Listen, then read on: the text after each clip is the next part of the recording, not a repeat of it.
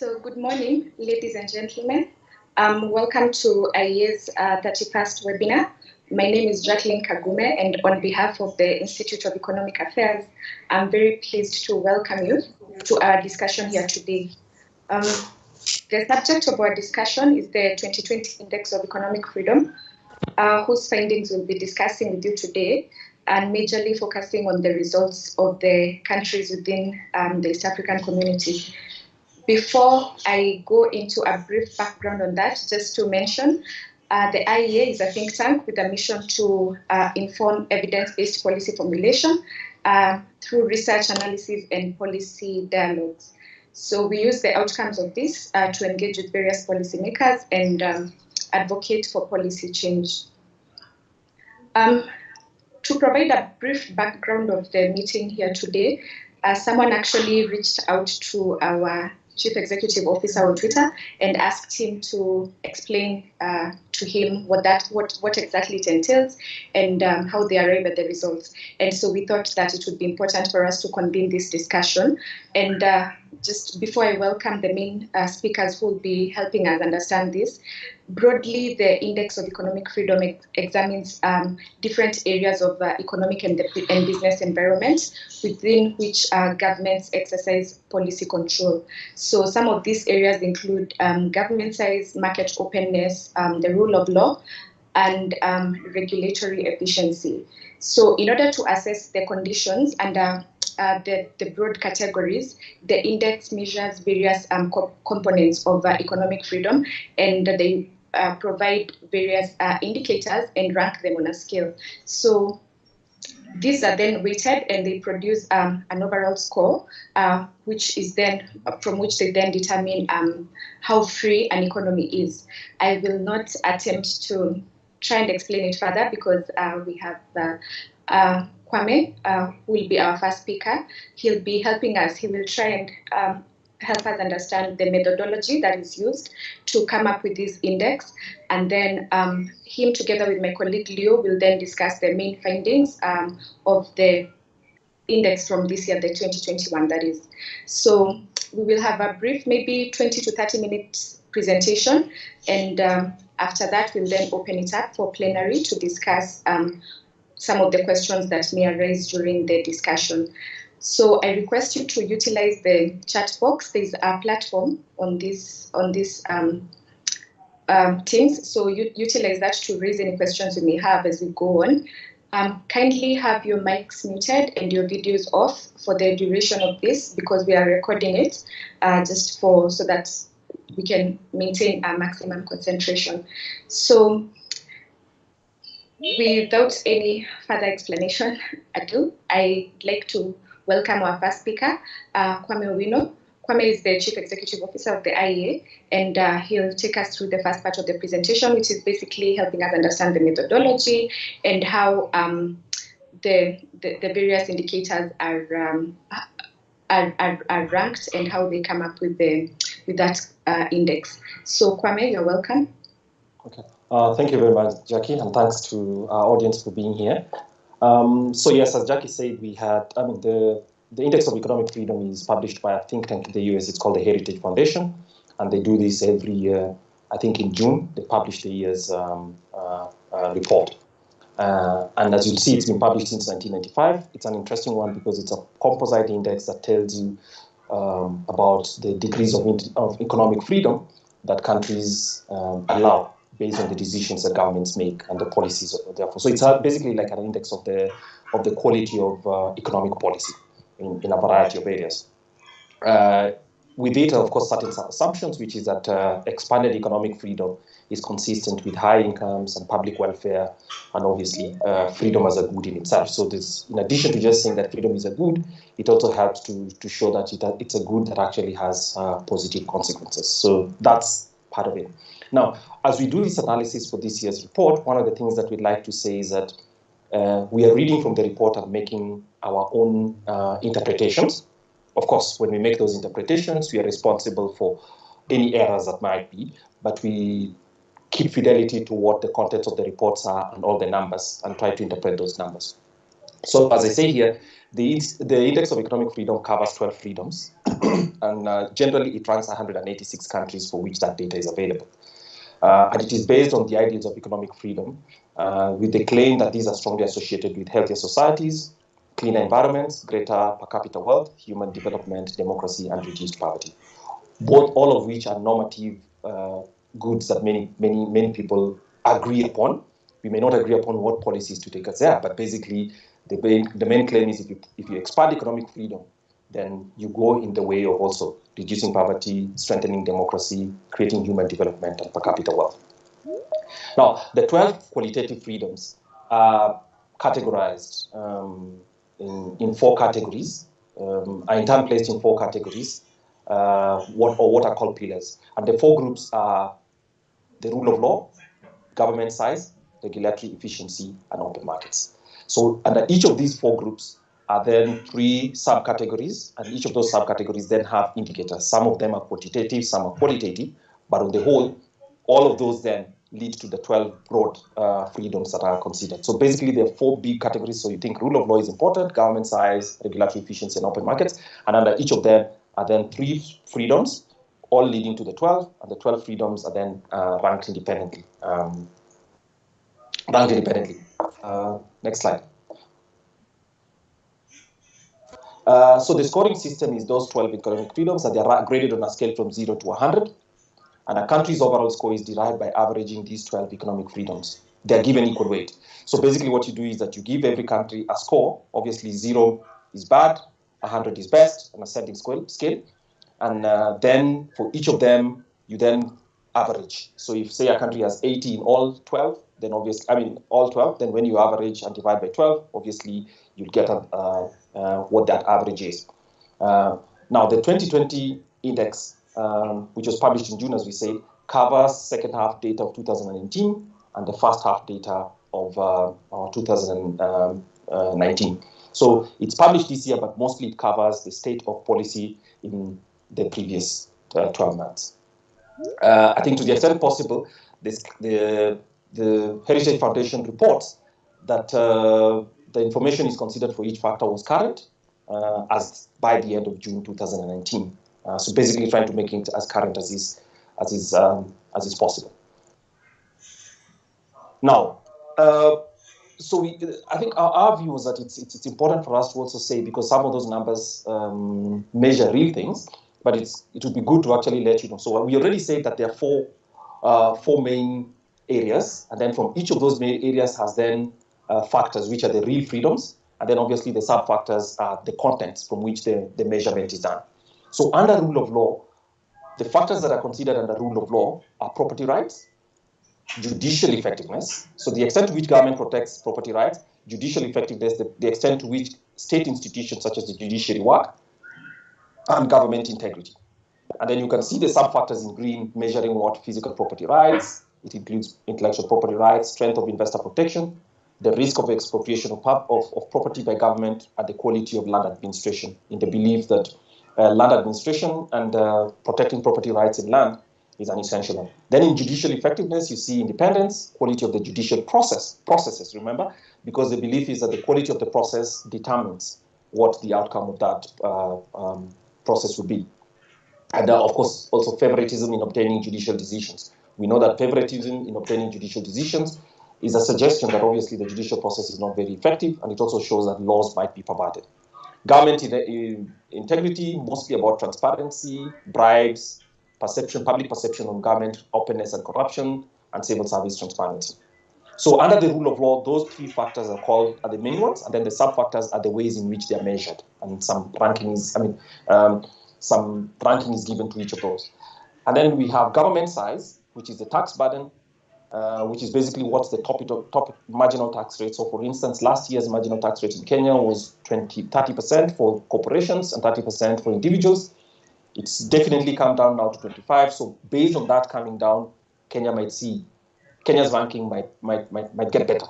The belief here is that a lower tax rate obviously gives people more freedom to use their money as they wish, as opposed to government appropriating most of people's income, because that might have other distortionary effects. Government spending also. And obviously the average total government spending at all levels as a percentage of GDP. So it's basically not just national government spending, but if all the way down to spending by other arms of government. And then the fiscal health is basically the average deficit as a percentage of GDP.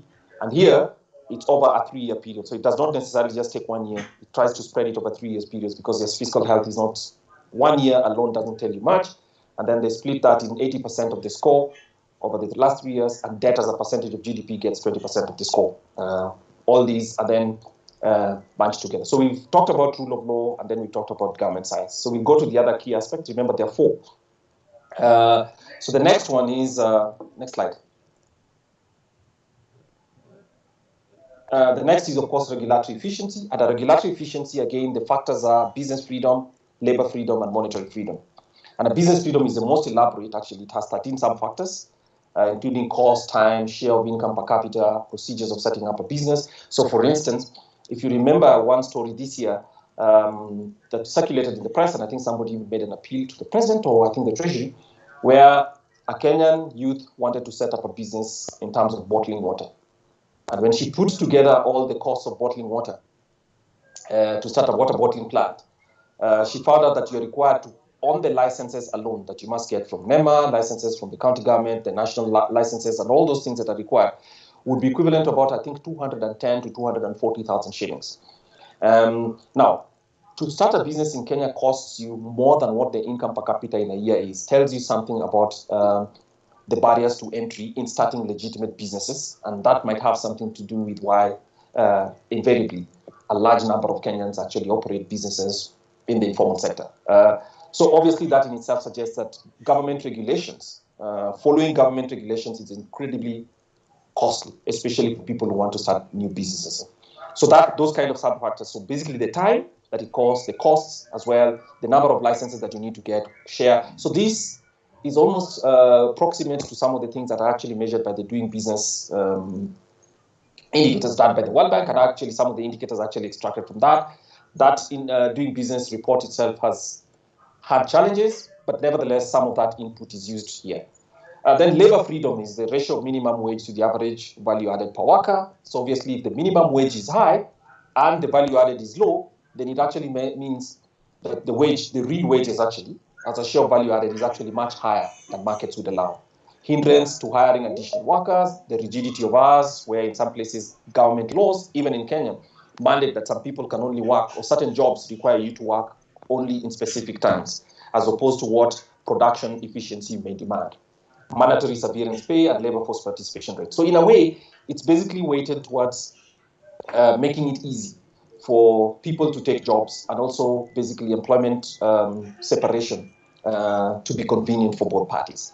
Monetary freedom is the weighted average inflation rate for the most recent 3 years, qualitative judgment, and then there's a qualitative judgment on government manipulation of prices through direct controls or subsidies that government provides. So here, what the report does is just go through trying to find professional input into, say, for instance, what are the things that are subsidized in Kenya, for instance, in a country X, say such as Kenya, through direct and indirect subsidies that government provides. Obviously, that inflates and distorts specific markets and actually makes some markets uncompetitive and makes some other products uncompetitive. So, for instance, we know that in Kenya, one of the biggest, agriculture is a big sector, and qualified seed in Kenya, certified seed in Kenya is actually sold through very few outlets, the biggest of which is run by the government, which is subsidized, obviously. So that kind of hidden subsidy and that kind of arrangement is not considered essential for I mean, of course, this refers to monetary freedom, but obviously it's just any form of subsidies and direct controls the government exerts. So, for instance, if you have price controls, let's talk about the fact that in Kenya, for instance, now, in the finance sector, we know that the interest rates are placed within a control mechanism. I mean, people might ask whether it's direct controls or is some fluctuates within a region, but obviously interest rates and lending rates are controlled. Then the fourth key aspect, obviously, is open markets. And here we talk about trade freedom, which is basically, and this refers to international trade. So the trade weighted tariff rate, what does it cost, for instance, for a Kenya to import? And the logic behind this is that tariffs are usually serve two purposes: provide revenues for a government, but they also actually act as barriers to trade in the sense that they prevent the imports of competitive. They restrict competition by restricting imports.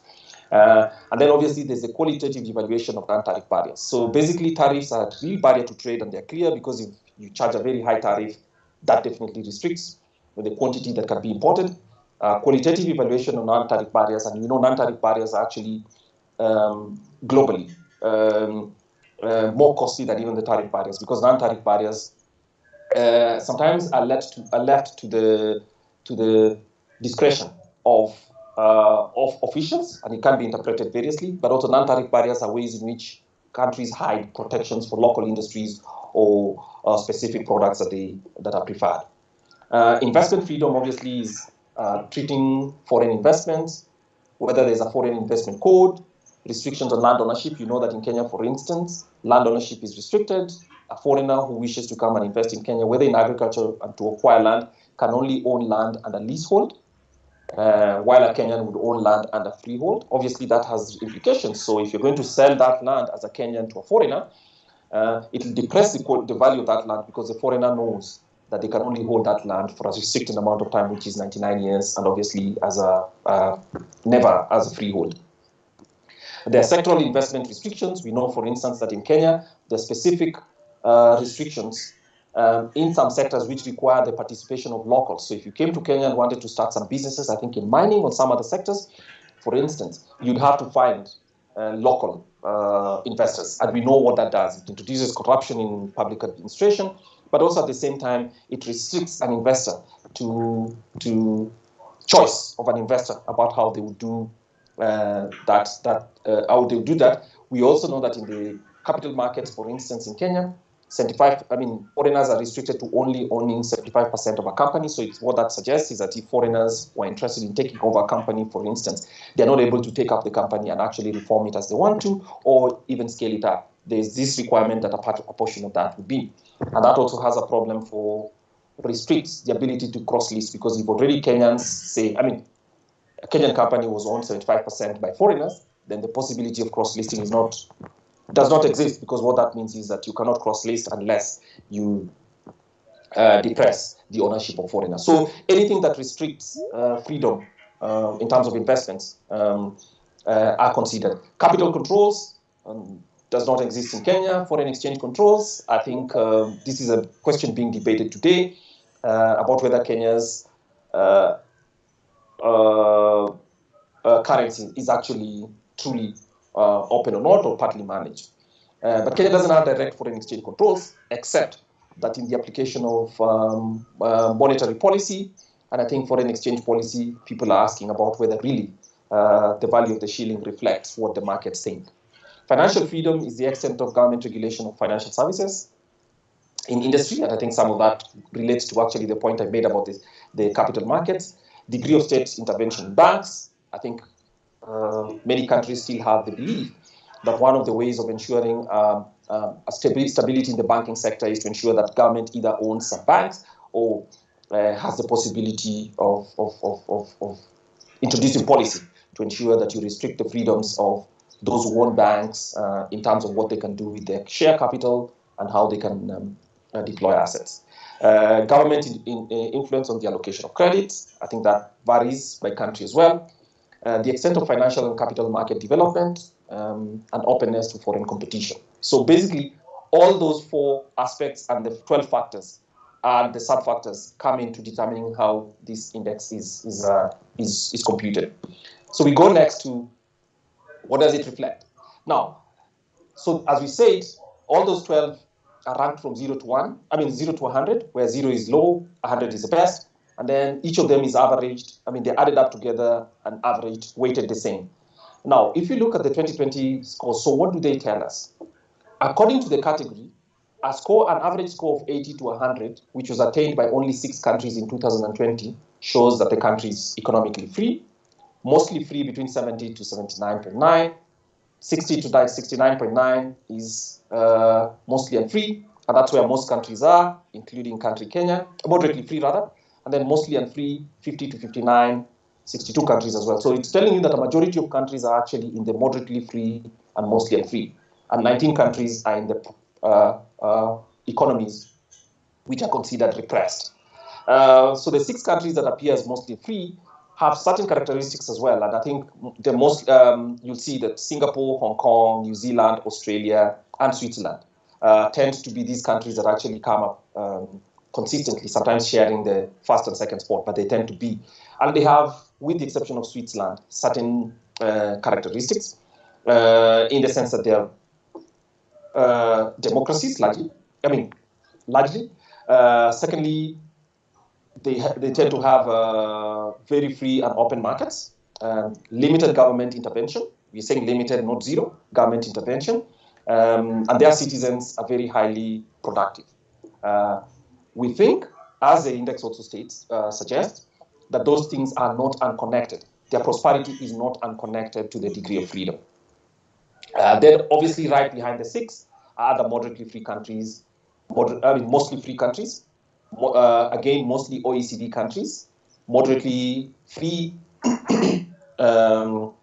countries. You find some African countries, some in Asia, and then mostly unfree countries tend to be very low-income countries, limited state capacity as well. And repressed countries are actually countries under repression, one of which is in EAC right now. But on the whole, repressed countries are actually countries of repression where total government or almost total government management of the economy with very limited flexibility for private investors or individual citizens to make decisions around the 12 pillars freedoms that we've spoken about. So we go now to, so we've talked about how those countries do. Now, and we've talked that the scoring is consistent with incomes. Now, we don't say that income is the only way that tells a country welfare means, but we measured some of those things and we talked about the environmental freedom, a reduction of, environmental cleanliness, and a reduction in poverty, expanded welfare, democratic stability, and stuff like that. Now, if you take the countries that were classified as free, their average income in capital per capita, income per person in 2019 was $66,000, meaning the average income of the person who lives in those top 6 countries is actually about $5,500 per month. That's incredibly high. The mostly free countries, many of the OECD, many OECD countries and all that, is 48,000.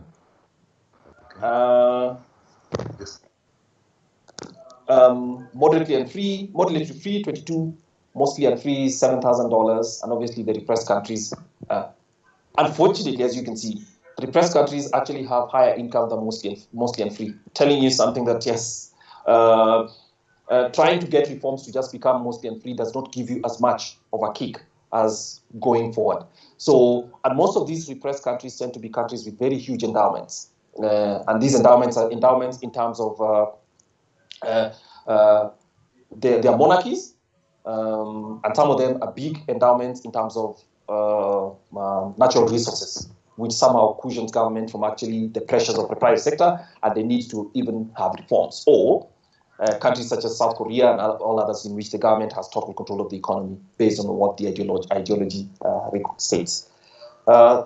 So again, I think this index is very, very important because it's measuring what people might think are superficial. It's measuring what people think are abstract concepts, but those abstract concepts actually have real material effects in terms of the quality of the workforce, the productivity of the workforce, and what the quality of life led by those citizens would be. Next. So this is a world average economic freedom score. And you can see, because this has been measured over 35 years now, 25 years now, since 1995, what this world average economic freedom score suggests is that actually countries, or rather the entire world put together, is actually becoming freer, in the sense that basically over the 25 years of this, there's an upward trend in economic freedom. Now, we're talking about economic freedom. Political freedoms and are definitely related, I think, because it's clear that countries that would make economic freedom a question for their, available to their country, to citizens, would also probably have no qualms about making political freedoms and other social freedoms. But we're talking here about economic freedoms. And the reason this chart is important is because it's telling you that the world has come from mostly unfree in 1995, steady progress over those 25 years towards just basically barely moderately free, if you take the world average altogether. But let's remember that the countries right at the top, which are mostly free, the 6 countries that we spoke about, actually represent less than 1% of the global population, 0.8% of the global population. So very few countries are actually at the top in terms of most freedom. And as we stated, most countries are actually in the moderately free and mostly unfree. And it looks like the progress that's being made is dragging the entire world towards greater economic freedom. Maybe not as fast as we'd want to, but at least it's telling us that the trend is upwards, all for the good. Without doubt, of course, we also know that in these 25 years, whether you attribute it entirely to globalization, new technologies, and even political freedoms of the whole, the world has, regardless of what people say, actually has seen incredible changes in people's lives and human welfare. Next. Yes. Now, why do we think, now this is an addition from the IEA, why do we think that the emphasis of freedom is essential? And we refer to Amartya Sen's publication, Development as Freedom, and he makes a philosophical but also empirical argument for why freedom as a goal in itself is useful. As a goal, basically freedom as an end unto itself, because people instrumentalize freedom, but we say as a goal in itself is essential. A book we recommend for you, all of you to read.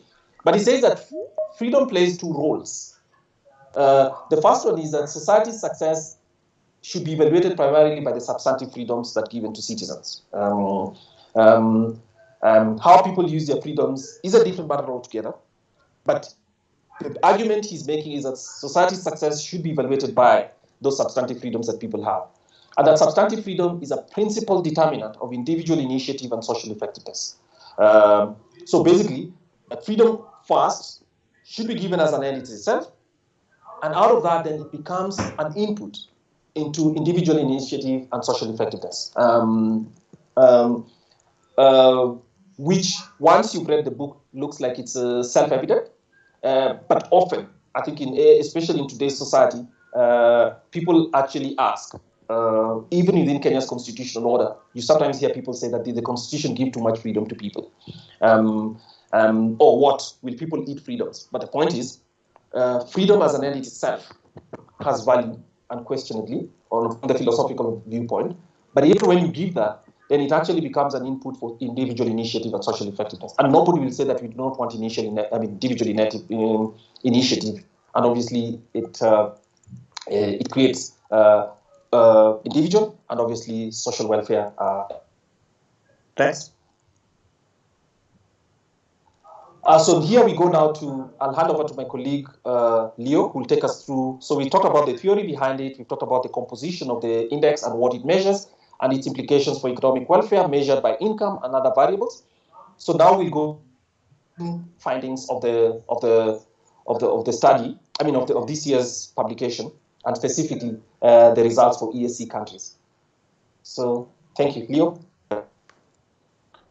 Yes, Kwame, thank you. And so I'm going to look at the results for EAC, and just following the same order that Kwame had used, looking at the key aspect and now the factors and how the EAC countries were ranked. So on the global, and for this we just mirrored from the year 2000 to 2020. So given that, and just to give perspective and where all the EAC countries were almost at the same level, and the year 2000 is 10 years after economic liberalization had taken place. So if you look at the chart, like for now, like Kenya is the gray line, and Kenya. So Rwanda is ranked first in the EAC on the property rights, and it's on the mostly free.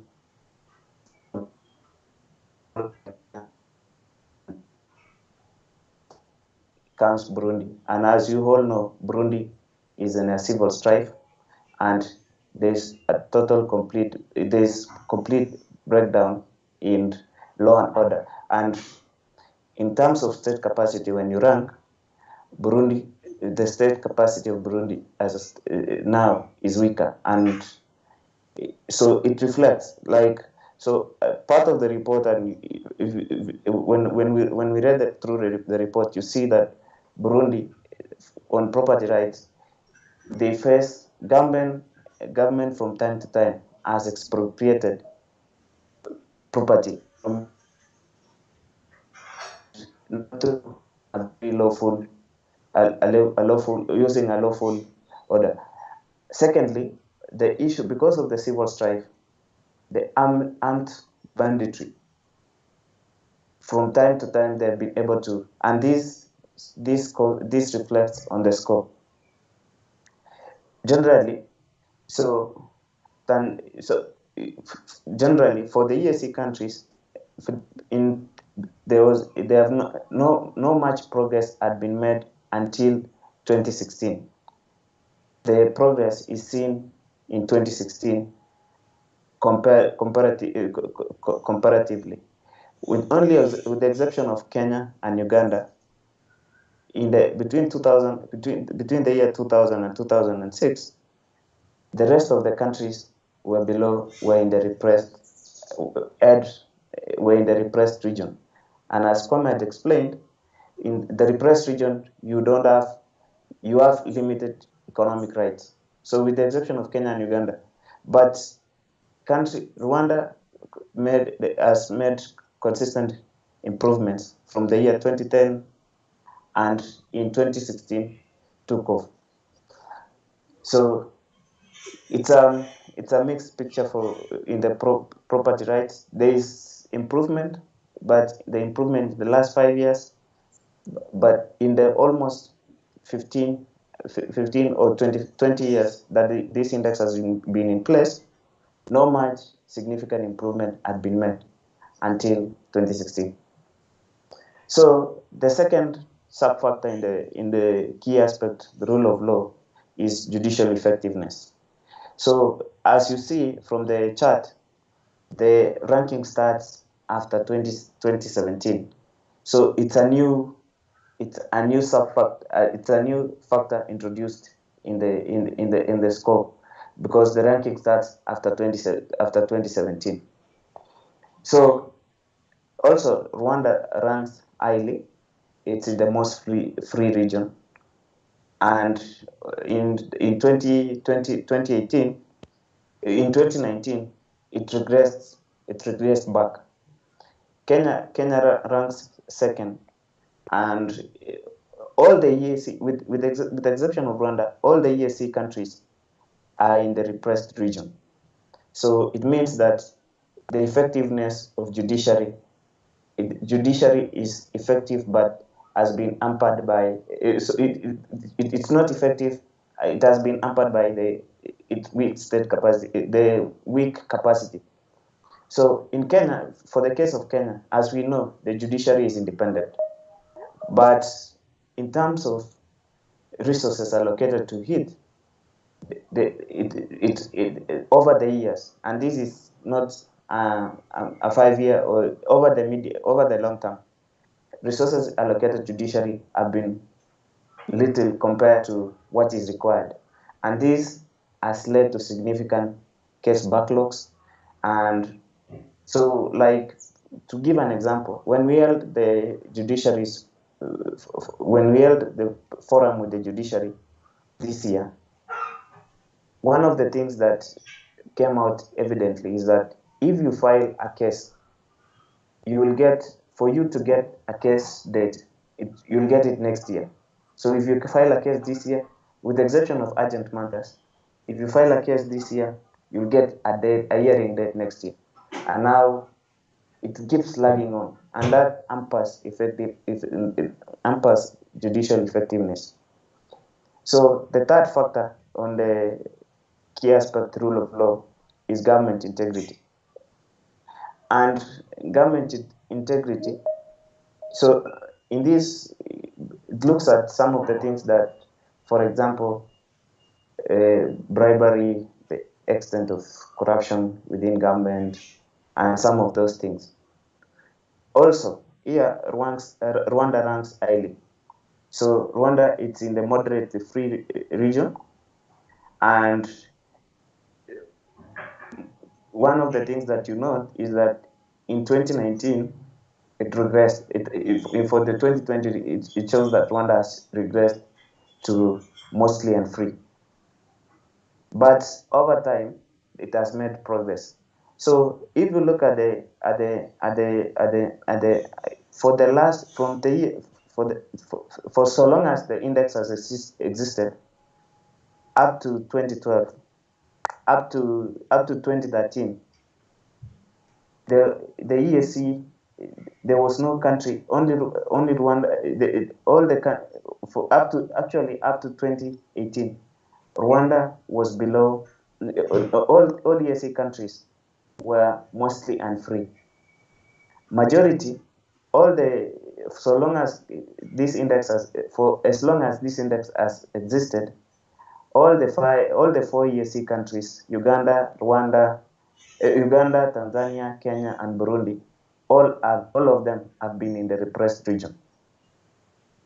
So Rwanda has made progress in the last 10 years, in the last decade, but significantly, there is no much progress that the EAC, all the EAC economies combined, there is no much progress that has been made. And this is a reflection of this is like a structural problem, because for all the EAC countries, governments relative to the population, governments are big. There's extensive and perverse corruption. Also, the rule, and it combines the rule adhering to the constitutional order is not much. It's not something that is common, and just compared to the top 6 countries and comparing to the performance in the EAC region, it's still wanting, and this is the area that much progress could be made. So now on the second issue, the government size. So you look at the tax burden. So with the exception of all the EAC countries are in mostly free, and now with Burundi is lagging behind, but between the years 2000 and 2014, Uganda was the leading country, but it's remained stagnant. Generally, as you see, for all the EAC 4 countries, the EAC 5 countries, all of them have not made significant progress. Rwanda, which was in the moderately free, has moved up comparatively, but in 2017 it regressed. So likewise to Burundi, and so likewise to Burundi and Uganda. For the case of Kenya, it does not. The performance, it went up in 2000, but remained almost relatively the same up to date. So the second key aspect, the second factor in the key aspect is government spending. So, as you know, Burundi, which has had political problems, is lagging behind, and although it made significant progress in 2016, it's now the third most the third most, it's the most improved country in this category, but it's ranked third in the EAC region. This is because, and I think partly is because the pressure from the EAC Heads of State Summit, and other development partners like the IMF and World Bank is yielding progress, because for you to get, there are some certain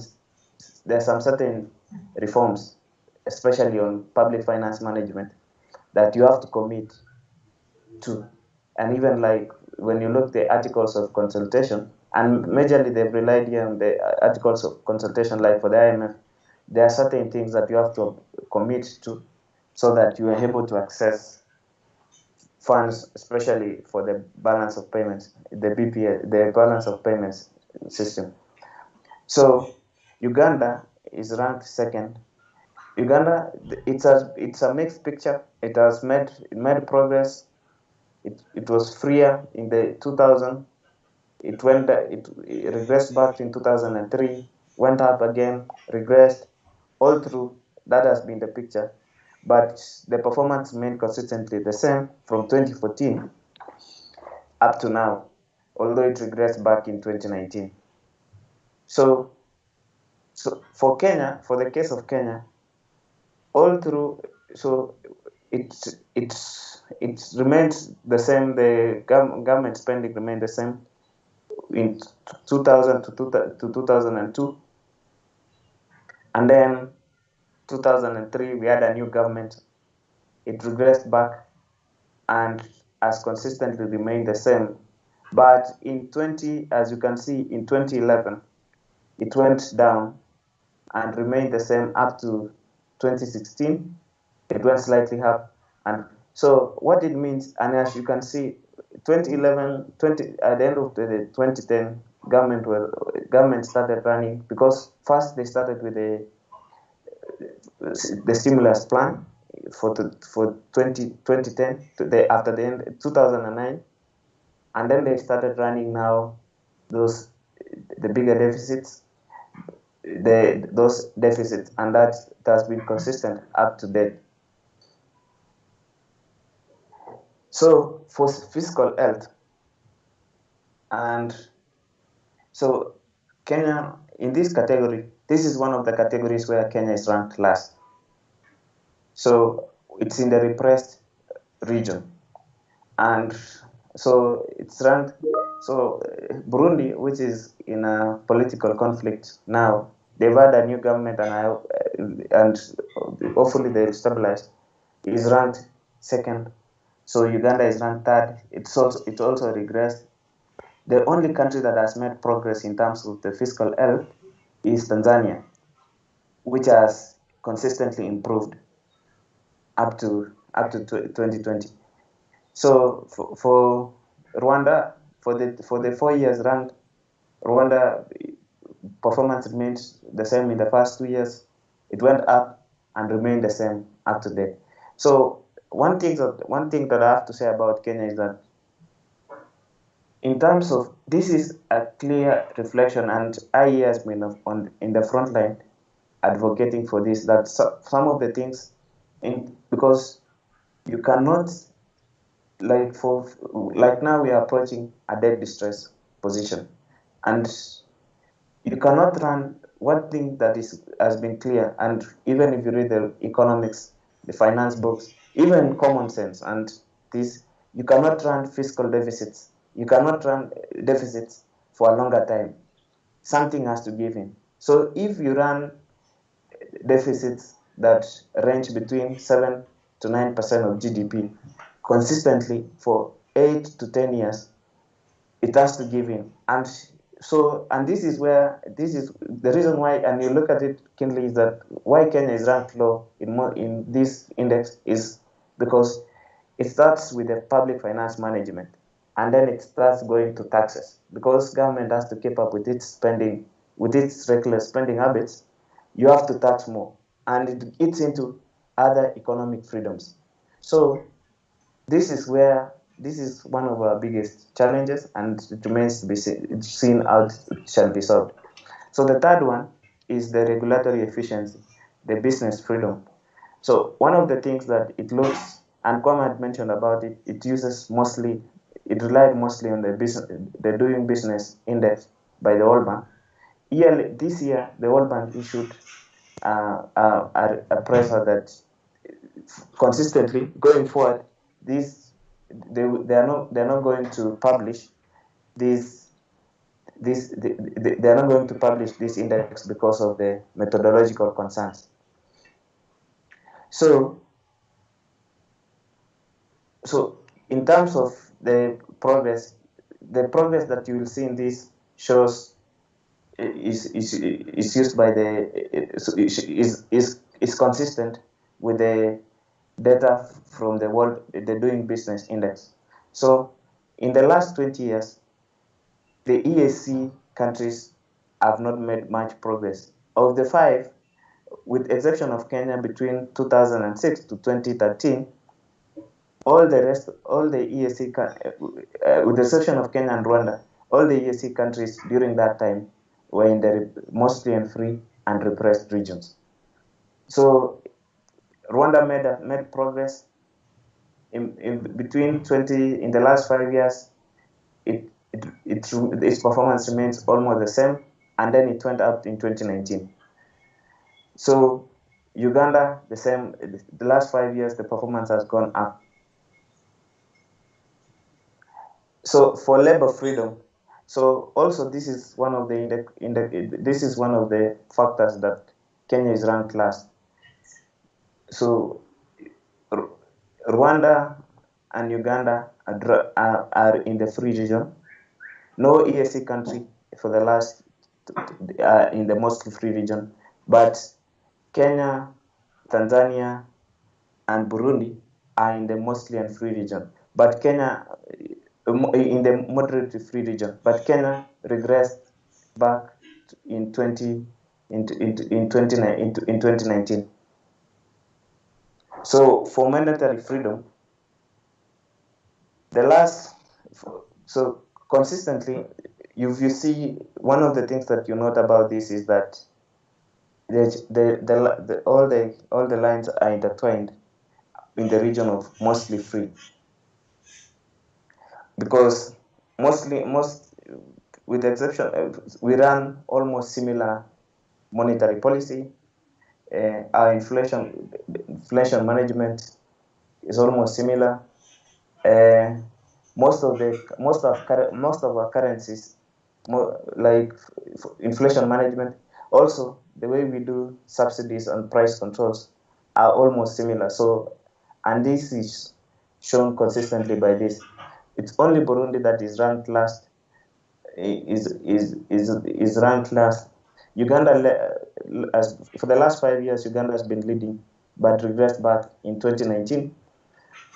Only for Kenya, its performance only went up in 2012 and in 2003, 2004. So it shows that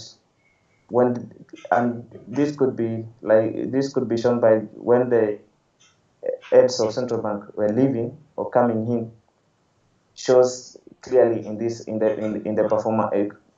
Shows clearly in the performance of Kenya.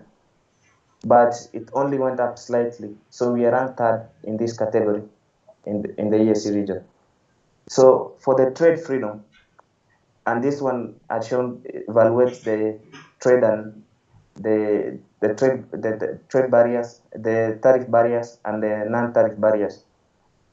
So this is also another category where Kenya is ranked last, and Burundi and Tanzania have tied in the last 3 years.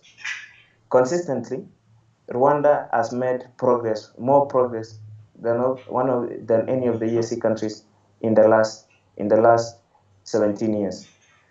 And so Uganda's performance, and one of the things is that, as you know, this is an EAC region, and if you look at the non-conforming measures in the tariff barriers, and even what the EAC has agreed to in the common market, the customs market, the non-conforming measures, it shows that more progress needs to be made in that area.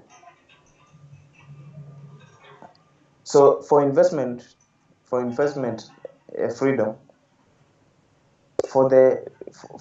with the exception, so progress in this, most of the EAC countries, with the exception of Tanzania, are in Tanzania between 2000 were in the repressed region. Tanzania was in 2001.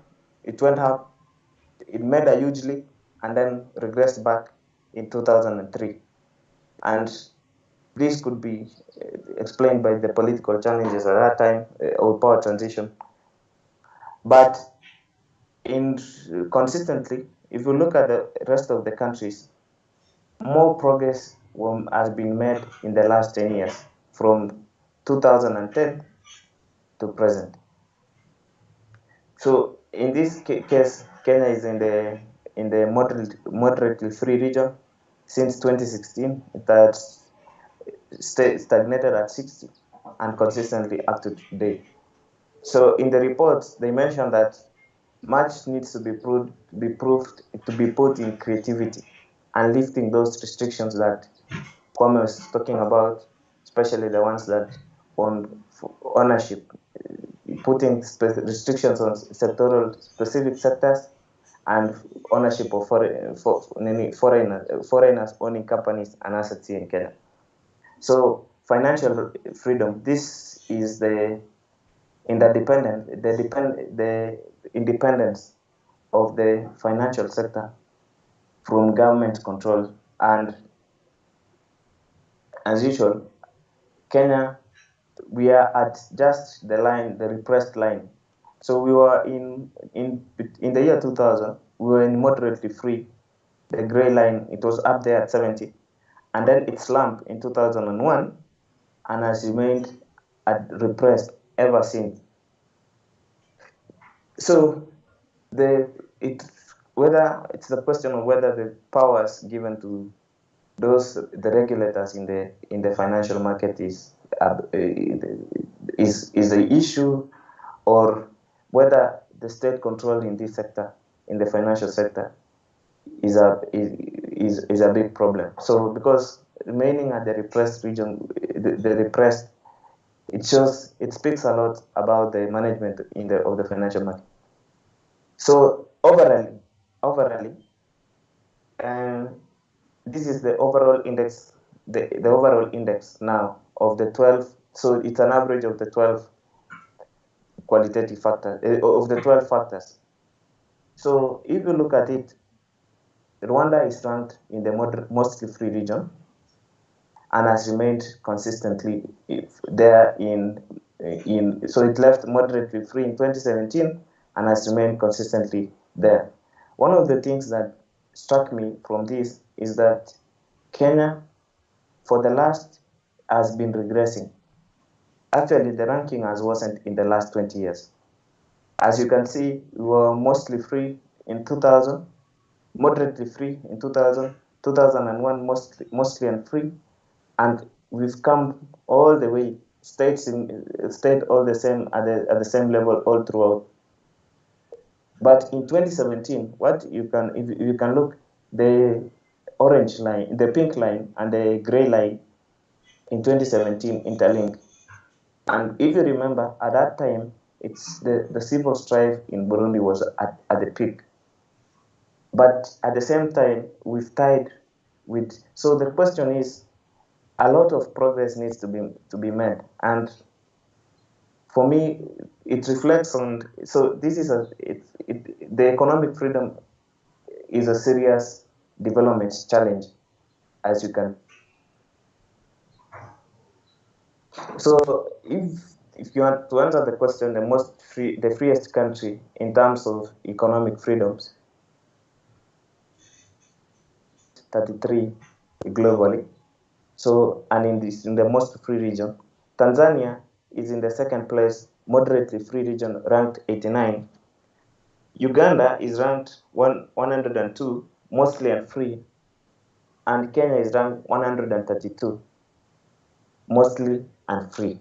And if you look at at Kenya's it's at 55 point something. It's only 5 points above the repressed line. We have only made progress 5 points above repressed. It's 5 points above the repressed line. So if we slip by 5 points, we'll be in the red region. And we've used the color codes the same as what was used in the report to mark now. So the most free country, the question, if you have to answer the question in the EAC, is Rwanda, because in the index, in the freest country in terms of economic freedoms. I have to make that clarity there. So it's Rwanda, and it's at 33 in the global ranking. So I'll invite Kwame to summarize with the conclusions. Kwame. Okay. Thanks, Leo. Well, the conclusions are just, I think there's a strong correlation between economic freedom and economic prosperity, broadly speaking. It's also clear that Amartya Sen's claim that freedom is a tool of development, especially, and we are speaking economic freedom in here, is true as well. Some of the progress that within East Africa, Rwanda, and the other countries have made in terms of convergence to Kenya is a reflection that Kenya's economic reforms are actually not consistent with its ambitions, and therefore the other countries are catching up. It also takes out this view that Kenya, for a while, and I think some of the questions have come about why Kenya has done the way it is. I think Kenyans swallowed their own. We have been on our own hype, which is that this is an extremely free economy, and that it's doing well, and that relative to the region it isn't. I think it isn't, and there are many reasons why we'll answer that one. And then Kenya's Achilles heel is fiscal health. I think that fiscal health was actually last because of the big deficits, big debt, big spending as a share of GDP, and obviously the way government spent that money. Labor rights as well, I think, is a question as well, because it actually affects the ability to create employment and also to create frictionless movement and separation of employer and employee. Trade freedom is a question as well. I think one of you has asked why Kenya is the way it is. It's clear. We'll answer that question as we come on it. One of the things that surprises many people is that on the African continent, actually landlocked countries tend to be freer because they cannot put too many barriers given the disadvantage of not having a port. And so for Uganda and Rwanda, for instance, they are very comparatively, actually very, very free trade policies relative to countries such as Kenya and Tanzania. And you see their ranking actually reflects that. I think that some of the things that actually affect Kenya's trade freedom is the ability to actually import. Kenya uses very huge protections under customs duties. So it's just basically both the regulations on the one side and also the barriers, the non-tariff barriers, such as processes and all that. So if you think about the fact that we have the SGR, we have the Relative Development Levy, which affects, in addition to your customs payments, it affects all importers. And then in addition to that, you do not have the freedom to pick up your goods from wherever you want to pick them. So basically what that means is to ensure that you travel on the train or whatever happens, your goods would have, if they're not addressed to Mombasa, then you'd have to come and pick them from Nairobi and sooner than later from Naivasha. So those kinds of things are actually a reflection of reduced freedom. So for those who are asking why, I think the evidence is here and it's largely irrefutable. And Kenya, the other thing was that when this report was first stated, remember, it was in 1995, Kenya had just started reforms, not very much, but at that time it was clear that Kenya had the lead. It was a freer economy than the rest of the region. I think over time, the rest of the countries have actually made more reforms towards getting more economically free than Kenya has. And I think it's drinking our own Kool-Aid and being hyped the fact that this is a true big economy and the thinking that Kenya's lead within East Africa is unassailable. I think this report is telling us, and the trend in general is telling us, that I think that would be a dangerous delusion to continue to have. So thanks a lot, Jackie. You can now manage the question and answer. Thanks. Okay. Thanks, Kwame, and thanks, Leo, for the presentation. I think Kwame, you've even summarized in the conclusions. So we'll just go straight into plenary. which I think we've also begun looking at some of the questions. So how we go about this, we will first address the questions on the chat box here, but in case you have a question that you'd like to voice, you can also raise your hand and I'll cue them. So I think so for the first, there's one by Julius who asked, why is Kenya ranked last on trade freedom? And I think Kwame has explained that already. So we'll go to the other one here by Rawlings Tini, who asked, kindly explain how government spending contributes to economic freedom. Does it mean a big budget earns more points? That's Rawlings' question. I think that can be answered by either of you, either Kwame or Leo. Then Faith asks, could you shed some light on the weights of the various sub-indices in the overall freedom index? I'm not sure whether that is clear to both of you, but yeah, that's her question. Then Stephen asks, what should Kenya do to move up the ranks, especially on the financial and trade matters? I think Kwame has mentioned around the trade issue. But then they can also attempt to answer that as well. Then I see a question from Joanne who says, very interesting, Kenya lives in a bubble. The level of economic freedom has a correlation to the state of governance in an economy. Is this so? That's Joanne's question. So I think I'll start with Leo. If you could maybe answer the question on, if you are able to answer the question on weights of the various sub-indices in the overall freedom index. And if this is not clear, then we can ask Faith to speak out her question. And then you can also answer the question by Rawlings. Then I'll come to Kwame. Yes. So for the question by Faith on the weights, so all the well, in the methodology they mentioned that all the factors and the sub-factors are given equal weights. And if you note the factors for each category, for each of the 4 categories, each of them are 3. And then the rest of them are given, so in the calculations, they're given equal weights. So Rawlings, the questions on government spending. So of course, the government spending, a big budget shows that there's a big burden imposed on citizens by government expenditures. So you don't get more marks for a bigger budget. So you get because it's a burden in terms economically speaking. In terms speaking from a point of public finance, that's a burden. So, and one of the things that they mentioned in the report is that, so because the size and the scope of public sector shows how fast efficient you allocate resources, and whether there is a loss of economic efficiency.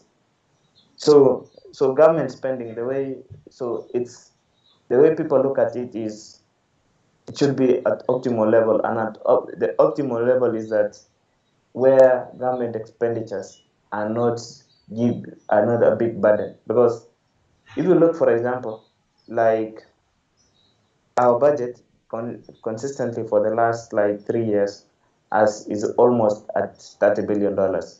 But if you do a project like the SGR, which has costed almost $1 billion plus compensations and the rest of the things that were done, so that's a very big burden, and that's only one project in the economy. So it's the way government spendings are.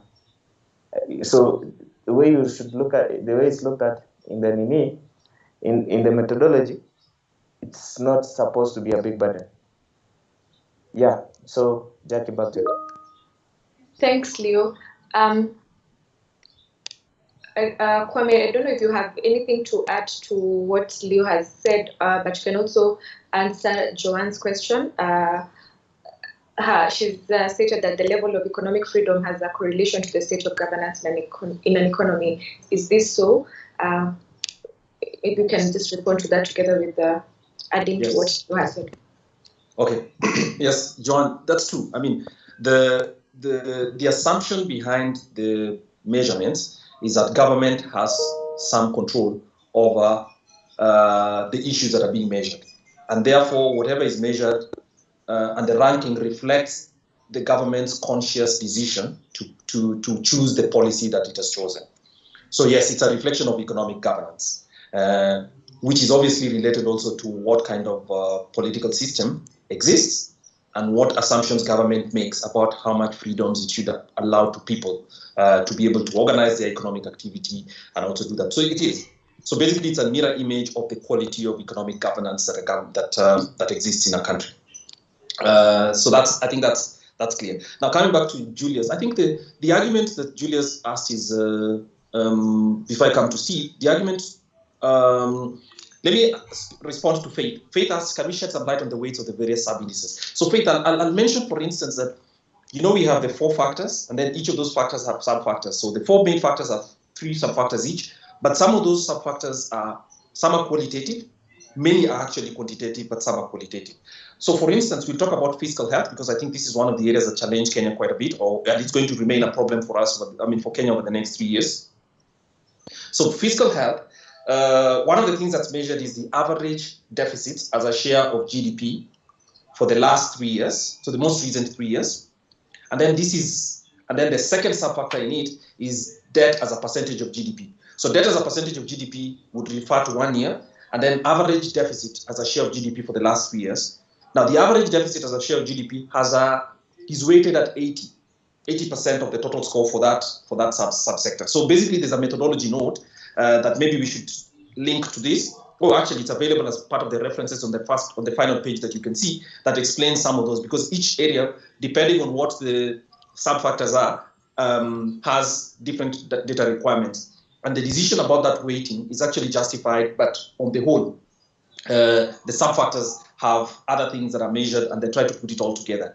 And their view is that the deficits actually reflect future taxation. You see, if you have a deficit, because money is scarce, it simply means the government is borrowing for the future. It's taking your taxes in advance. If you have a deficit worth 9% of, say, like Kenya's case, which is about 70% of GDP for this year, and the government tax collection is 20%, the truth is the taxes for this year is 27% of GDP, even if we think that the taxes is actually just 21%. Why? Because they've already claimed money from taxes for the future. That's why the deficits matter for them. And the reason for that is they therefore score that deficit by thinking about what the trend has been over 3 years, and then give it an 80% weighting. And then debt as a percentage of GDP is given a 20% weighting, which is basically some of the indices actually, and the way you weight indices are questions of judgment. And depending on what the Heritage Foundation wanted to emphasize. So I guess that's it. Now, coming to why is Kenya doing poorly in trade, it's clear. If you look at it, one of the reasons we mentioned this is that it's important. One country's score alone doesn't tell you much. What tells you a lot is if you compare that country to its peers, and we wanted to compare that country within the EAC. And if you can look at it, what this is telling us is that relative to other countries, Kenya has done very few reforms, or actually what we tend to see is a step forward and then a step backward. So there's no consistent trade policy, for instance, that suggests that we're actually getting open to trade. And as you can see, sometimes in the need to justify the existence of some infrastructure, such as the SGR, which is very, very big, it already affects your deficit on one side, because you have a deficit or you have a debt to GDP. And then on this other side, it perverts policy, because then policy is revised, right, to make sure that the project remains viable. And that's why that's how some of these indices are also connected. So we have big debt, and then on the other side, trade policy suffers because, one, you introduce new taxes. Apart from the custom fees, you introduce the Railway Development Levy, which is supposed to pay for the part of the SGR fees. And then, because that is not enough, government goes ahead. And what does it do? It introduces new rules, which means that you cannot transport your own goods from the airport. It is given forcefully to the custody of the SGR, which brings it all the way to Nairobi or to Naivasha, as it might soon be. All those affect the freedom of entrepreneurs, or even just an importer such as yourself. You import a small thing and you want to clear it for yourself, you're told you cannot.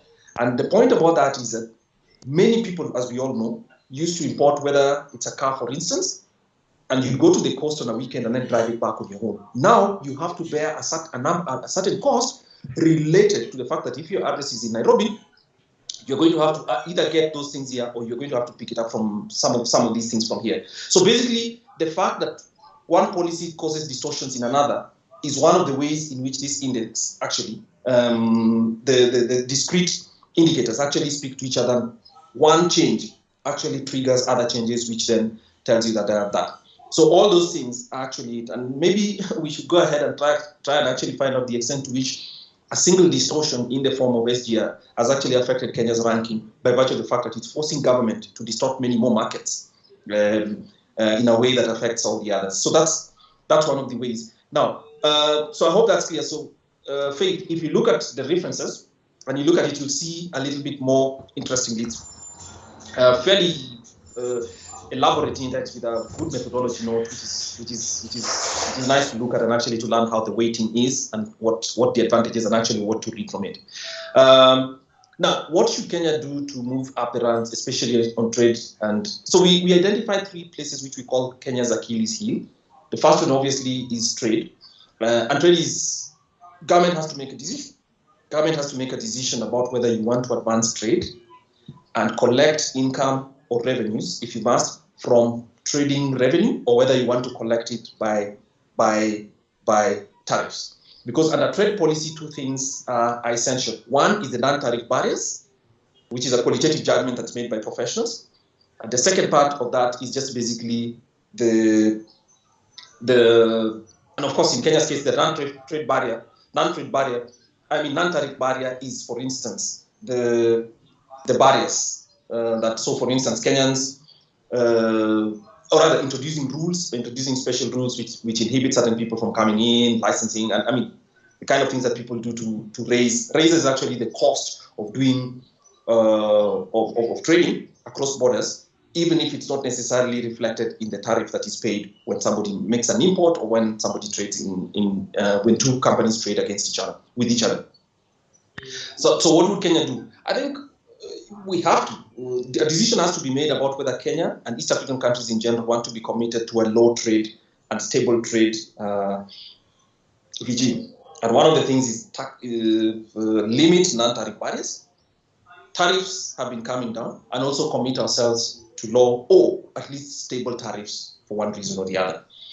So if you think about the other barriers, for instance, and restrictions, because this applies to a different area.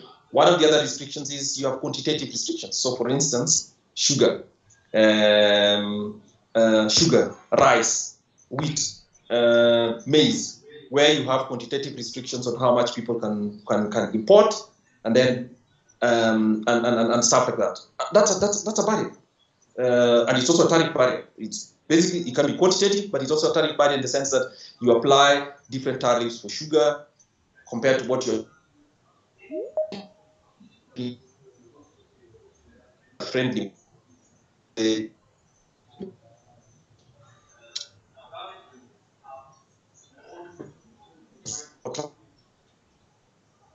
Fine. You need to be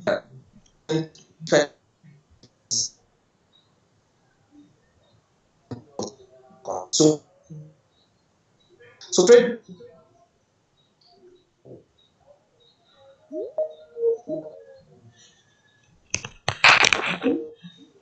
Another area would be fiscal health. I think it's the worst part actually in terms of performance because Kenya's fiscal health.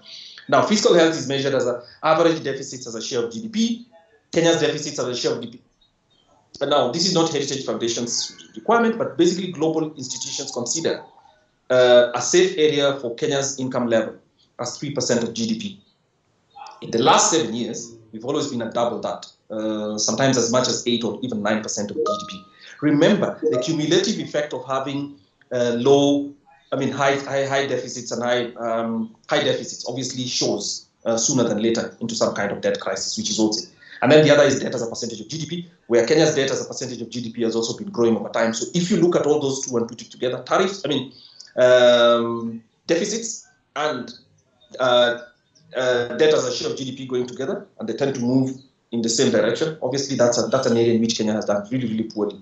It's one area where I think Kenya's ranking is like 20 out of 80, 20 out of 100 for that area.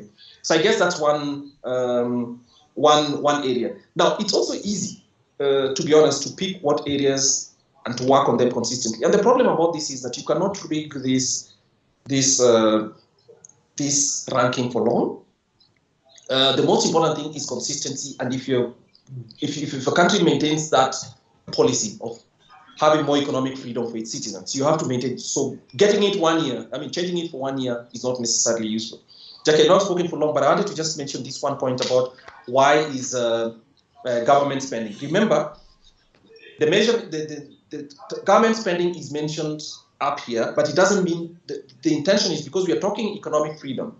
Their belief is, as Leo mentioned, that high government spending limits the freedom of individuals and corporations because it means more taxes, and obviously government spending becomes a big part of what the markets reflect. So if you look at the top 6 countries, Singapore is first and Hong Kong is second. Government spending as a share of GDP in Singapore is 13%. In Hong Kong, in Singapore 13.2, in Hong Kong 13%. 13. Now in Kenya, government spending as a share of GDP is close to 27%. So it's double what Singapore spends, and it's double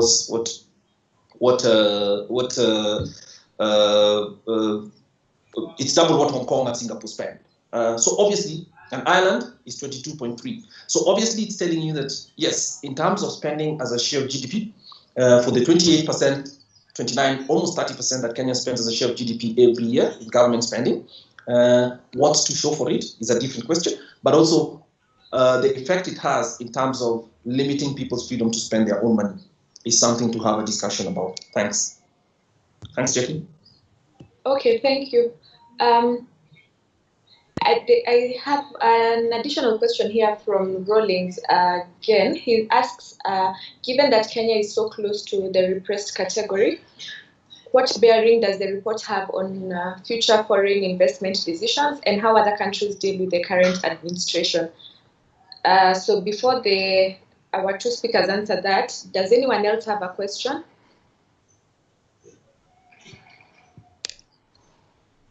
I was hoping that the person who initially asked this question on Twitter, I hope they attended the forum. I don't know who it was, but I hope they are present, and if they are, perhaps you can tell us if this has clarified the gray area around your question, and if you have any question.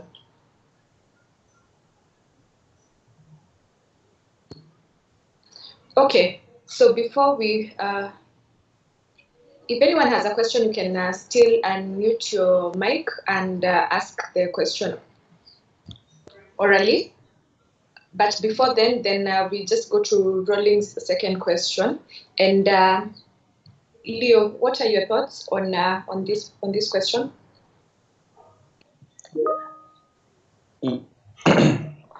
So, given that Kenya is almost 5 points, it's almost at the repressed region. The leadership, the people, the institutions and persons in charge of economic management must make conscious decisions to do some brave things. And for example, like that one of fiscal health, there are some things that must be done. It does not. The decisions could be painful, but it must be done for the better good of everyone. So, like for me, I remember when President Kibaki came in, he had some of the most very innovative proposals, whether for example, whether it's in the finance sector, lowering reserve requirement, whether it is privatization, reducing the government obligations in terms of what the parastatals at that time, looking at those, especially commitments made, those contingent liabilities, all the way to even regulation flexibility. That example of what Kwame had mentioned, that when you're looking for and you need to do a water bottling plant, but you have in excess of 20, you're looking for certifications in excess of 20 of them from different government departments. You want to start a business, but you're looking for 20 certifications from different departments to start a business. Yes, there are other things. For example, like there was even a report that was done that was reported in the media, like about, for example, fees and levies in the tea sector, levies and taxes in the tea sector. So if you're looking at 42 taxes in one sector, a conversation has to happen in this country about the way some of the things happen. So for me, Rollins, I think people have to make that decision. There's one example that we've been giving, and Kwame has been giving mostly, like for example, the size of our budget. At 3 trillion, we could do everything at 2 trillion max. So it means there's a trillion somewhere that is floating. Resource allocation efficiency must be put as one of the things that, as one of those decisions that must be made. That there are things that, on the minimum, that can't happen in Kenya. It's like for misallocation of resources. So, Jackie, back to you. All right, thank you. Thanks, Leo. Kwame?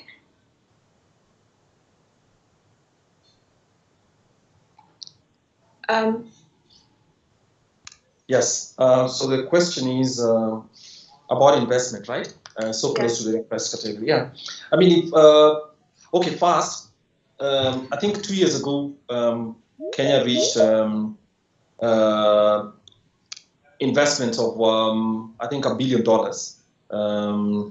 per year, and it was celebrated as a big landmark. But the truth is, $1 billion is less than 1% of GDP in investment, foreign investment. I'm talking about foreign direct investment. So obviously, that's not a big amount.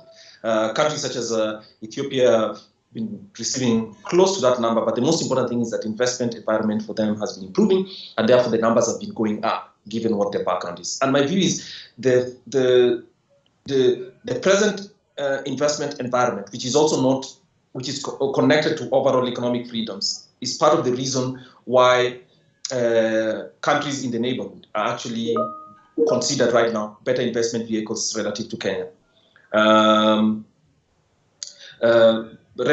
So I guess that's the point. Now, would it be? I think that yes, it's not zero because Kenya is not, but if globally, because many countries know that one of the ways to open up investment is actually to have a more liberal investment regime. If there's competition among countries and it's clear that Kenya is going towards the repressed, I think the quality of investment and the volume of investments that Kenya will receive is definitely going to suffer. Because if you had $1 billion, one of the ways of measuring investment is not just in quantum, in terms of this is the total amount of investment, but you ask yourself, $1 billion for 47 million people is less than $20 per person in new investment per year. Is that much or not? Certainly not. So we need to ask ourselves, how much investment do we need to ever get to the point where it's equivalent to, say, $100 per person of new investment every year? And that's perhaps the benchmark we should establish ourselves. So, I mean, the question for me is, yes, I think it will affect it. In fact, my view is that the report already reflects something that's happened before, which is that there's a significant problem.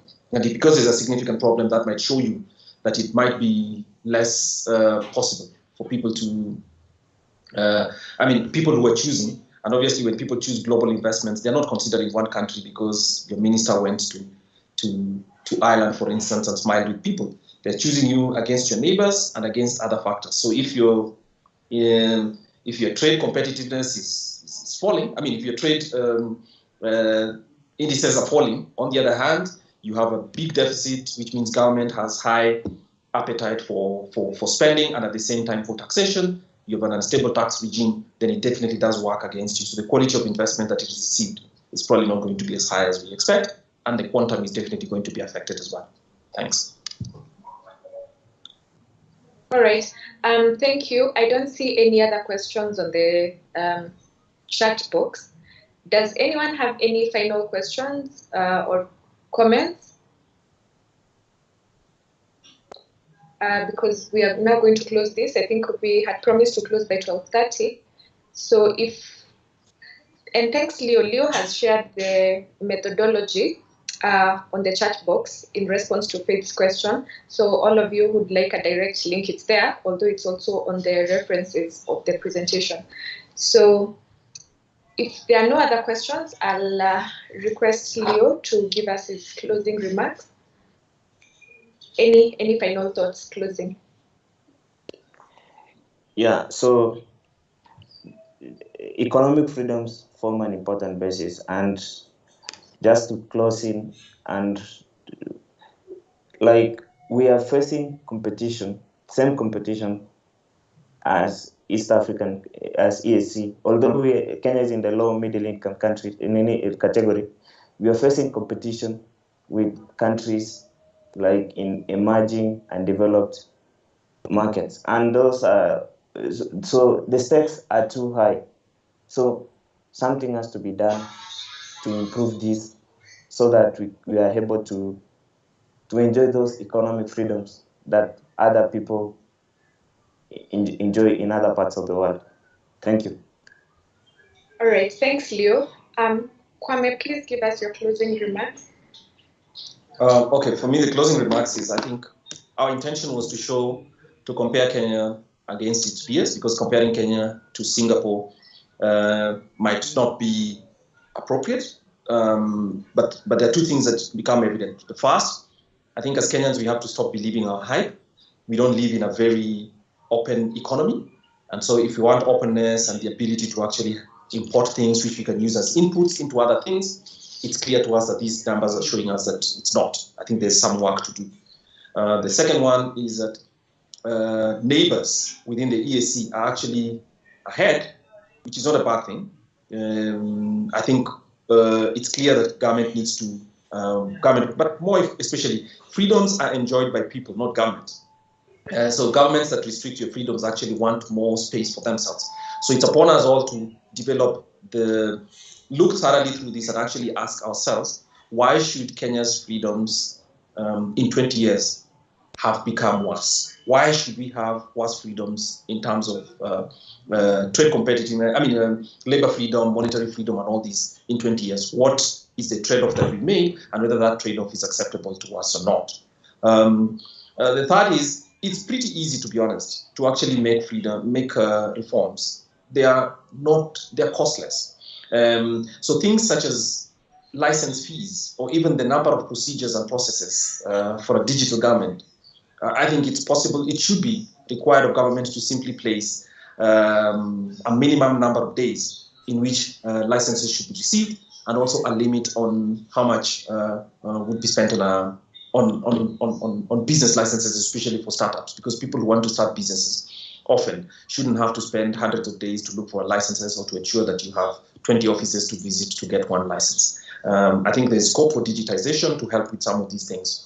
And finally, a big government in terms of all taxes and spending is not necessarily always a good thing, partly because, of course, it limits, but also because it has a cost for other freedoms as well. So the purpose of this is basically to have us Kenyans discuss, but also to understand what the trajectories are.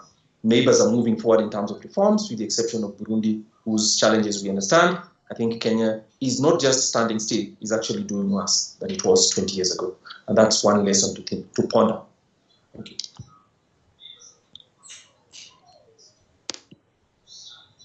Okay. Thank you. Thanks a lot for that.